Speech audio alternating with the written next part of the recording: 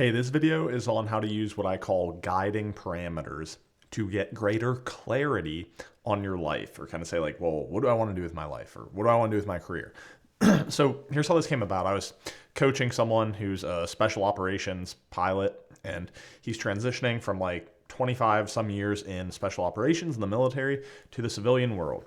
And he was telling me like, I feel kind of frustrated because I don't really know. I'm so used to having a clear goal and just going after it. And I don't really know like what that goal even is right now. So it's really frustrating. I'm kind of just like lost. And he said, I'd be in these conversations and people would ask me, well, what do you want to do? And I would say like, I don't really know. And I feel so weird saying that. It's like I have no like even place to start or like direction. And so I said, okay, let me tell you my story very briefly, but I think you'll get a lot of value out of this. So I remember when I was trying to figure out what should I do with my life, I had already majored, and so I created a major in happiness. If you don't know from watching my channel before, I taught a happiness course at the University of Alabama, won a research grant. I knew I was very interested in this subject matter of understanding happiness and sharing that with others. So I was like, okay, I know I want to do that. Where do I go from there, right? Like there's no like job position where you go on LinkedIn and apply for like, oh, it looks like Facebook is hiring a happiness guru. Like that job title doesn't exist. So what I did is I started to come up with kind of like guiding parameters. I said, okay, I know I want the majority of my work to be going towards like having time to study, learn about happiness and teach it, whether I'm like speaking, coaching people one-on-one, whatever. So I know that's the core. Now, I also know that financial security is not that important to me. And what I mean by that is like, sure, I'd probably like to make, I don't know, $10,000 a month or something like that. But like, honestly, if I made $4,000 or $5,000 for a while, like I'd be fine. I'm not like trying to flex. I'm not a big, gotta have millions of dollars type person. So if you are, that's fine, but I'm not.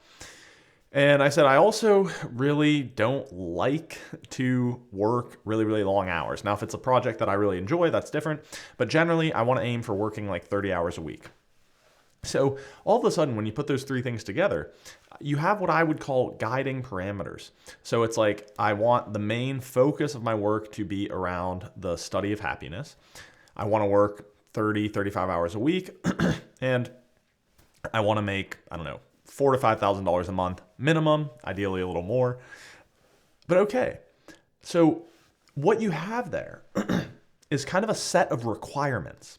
It's not like you know exactly what I want to do. Like, hey, I want to become a pilot, or I want to become a heart surgeon, or I want to become a school teacher. It's like you don't have quite that level of granularity, but what you do have are, like I said, guiding parameters so that you're not trying to boil the ocean. That's the term we use in management consulting is, do you want to try to boil the whole ocean if you want a cup of boiling water, or do you take out a cup and boil that? So it's helping you to narrow things down a little bit. So going back to this, when I created those guiding parameters, there were probably a few different routes I could have taken. I never would have thought back then my primary role would be a military contractor. It just so happens my main client right now is the our U.S. National Guard, that I do kind of leadership development and well-being strategy with them. But it's like, there's really probably few different careers that could have gone into this, right? I could have maybe become a professor who researches happiness. I could have become like a philosopher who does this stuff. I could have become maybe even like the director of well-being and people at a large company, right? There are many different things I could have done, but I had these clear parameters that helped me narrow the focus, and so that I could explore different opportunities and basically like pass them through that filter or that lens of like, does this meet my guiding parameters? If not, I'll get rid of it. And if it does, I can explore it. So here's how you can apply this. What I would encourage you to do is think through maybe like 3 to 5 of these guiding parameters. What are the things that matter most to you? Is it the hours and the work-life balance? Is it the location? That was another one for me. I knew I wanted to be based in Western Pennsylvania. Is it the type of subject matter? Is it the money? Whatever. You want to have maybe 3 to 5 of those. And I would encourage you to say that one of those requirements, those guiding parameters, should be kind of your ideal income and maybe your minimum income. And the reason that's important is because you may find like the perfect job. It's amazing. You're super passionate about it, super fun, amazing balance. And you have to look though, if it's, I don't know, $40,000 a year, maybe it's like, well, I don't know if I can live off that. So like I said, you should have that baseline income estimate and then maybe your ideal one. But other than that, I would say list out and actually write it down, the 3 to 5 sort of parameters or requirements that are most important to you. And then here's how you can go do this. If you're saying, I don't know what to do next, or I'm not sure what to do, or I don't know, I need clarity, is you'll get some good initial clarity having those requirements. And you may say, oh, it still feels very broad. Right? That's fine. But you at least have some guiding parameters. And then what you do is you just go out and research and have conversations. That's a brilliant one. So it could look like this. You reach out to a random person on LinkedIn. You say, hey, I see you're a financial advisor. I've thought about doing this, but I'm really kind of curious about like what the work you do is like and what the work-life balance is and a couple other of these things that are important to you. Could I maybe ask you a couple questions or do like a virtual coffee chat? So you wouldn't believe how open to that people are, because the average person is so used to just being sold to that if you just genuinely approach them like, hey, can you help me out with this? I'm thinking about a career transition, or I'm a student thinking about XYZ, you're in. In fact, that's actually how I got my first ever internship. I worked with one of the nation's top financial advisors because I literally just was messaging them saying, well, like, what is it like to be a financial advisor? And they were like, oh, you can try it out. So that is how you can do that. So really you go from this place of being like, I don't know what I have next, or I'm not even sure where to start, to saying you have some guiding parameters, and then you're trying to pass as many opportunities through that filter as you can, right? So you might put 50 things through there. If you research it, you have conversations, you have a coffee chat, put 50 things through that filter, and you leave with 5 to 10 kind of quality opportunities that you can then further explore.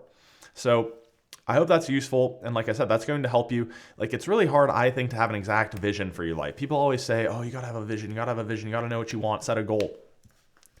I think that's kind of bullshit. Like, yeah, if you want to be, an MLB player or the world's greatest painter, like, that's great. I encourage you.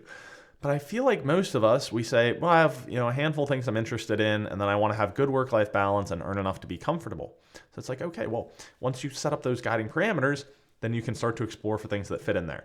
And the final thing I'll leave you with on that is kind of an interesting little story. I heard once that, so if you imagine a blind person walking down the road, and they kind of feeling left and right, you tend to think they're feeling for where to go. But in reality, they're actually feeling for where not to go. They're feeling for the extremes, and when they hit an obstacle, right, they don't go that way. And so I encourage you to apply a similar line of thinking if you're thinking through career next steps or career transitions or whatever, is we get so hyperfixated on knowing where to go, like this expectation that I should know exactly what I want to do and exactly how it'll look. But consider this. If you were to try, you have 10 different options, and you try 9 of them, and none of them are the one you want, then you know that that 10th option could be the one. So it's kind of like saying that by figuring out what you don't want to do, you eventually kind of narrow in maybe on what you want to do. It's like, oh, I don't want to do that. I don't want to do that. I don't want to go here. I don't want to go here. And one of the only 2 paths left is this direction. So it doesn't always work like that. But you can use kind of process of elimination approach to figuring this question out, as opposed to just like, oh, I know exactly what I want to do or what I want to be. So what I encourage you to do after this video, like I said, create a short list of 3 to 5 guiding parameters, one of which should be both your minimum and your aspirational income, and then start trying to pass things through there, gather information, have conversations, and that is going to go a long way in helping you to get clarity wherever you're at in the process. If you're on the younger side trying to figure out what I want out of life, if you're even on the older side trying to do a career transition, wherever you're at in this process, I think this will help you out a lot. So here's a video that YouTube suggests you'll like. As always on this channel, you can find very practical tools and insights to help you be at your best in both work and in life. So wishing you happiness and success. I'll see you next time.